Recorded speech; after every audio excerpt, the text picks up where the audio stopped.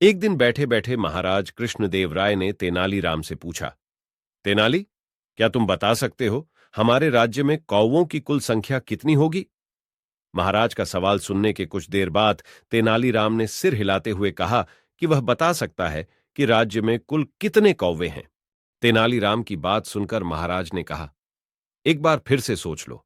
तेनाली, तुम्हें कौवों की सटीक संख्या बतानी है।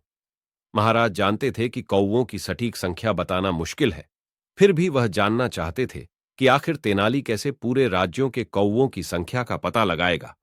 तेनालीराम ने एक बार फिर पूरे विश्वास से कहा, महाराज, मुझे कुछ दिन का समय दीजिए, मैं आपको राज्य के कुल कौवों की संख्या जरूर बताऊंगा। महाराज को लगा कि तेनालीराम जरूर उनको मूर्ख बनाना चाहता है। महाराज ने तेनालीराम से कहा कि अगर वह ठीक एक सप्ताह बाद उन्हें राज्य के कौवों की संख्या नहीं बता पाया तो उसे मृत्यु दंड दिया जाएगा। महाराज की बात सुनकर तेनालीराम ने दोबारा विश्वास से कहा, निश्चिंत रहिए महाराज, आपको आपके प्रश्न का सटीक उत्तर अगले हफ्ते तक मिल जाएगा। इसके बाद महाराज से अनुमति लेकर तेनालीराम चले गए। ठीक एक सप्ताह बाद तेनालीराम महाराज के समक्ष पहुंचे। तेनालीराम ने कहा, महाराज, मैंने हमारे राज्य के कुल कौवों की संख्या पता कर ली है। हमारे राज्य में कुल 2,20,021 कौवे हैं। तेनालीराम का जवाब सुनकर महाराज हैरान हो गए और कहने लगे कि क्या सच में उनके राज्य में कौवों की संख्या इतनी है?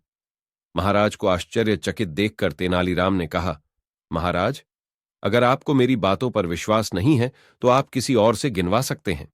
महाराज ने कहा, अगर कौवों की गिनती कम ज्यादा हुई तो क्या तुम मृत्यु दंड के लिए तैयार हो? महाराज की बात सुनकर तेनालीराम ने कहा, मुझे पूरा विश्वास है कि हमारे राज्य में कौवों की संख्या 2,20,021 ही है। अगर इनमें से कुछ कम ज्यादा हुआ तो जरूर कुछ कौवे राज्य से बाहर अपने रिश्तेदारों के यहां गए होंगे, या फिर कुछ कौवे राज्य में अपने रिश्तेदार कौवों के पास आए होंगे। तेनालीराम का जवाब सुनकर महाराज दंग रह गए। महाराज को उनके सवाल का सटीक जवाब मिल चुका था और वह तेनालीराम की बुद्धिमता के कायल हो गए। कहानी की सीख, इस दुनिया में बुद्धि से बड़ा कोई बल नहीं होता। अगर बुद्धिमता व सूझबूझ से काम लिया जाए तो जटिल से जटिल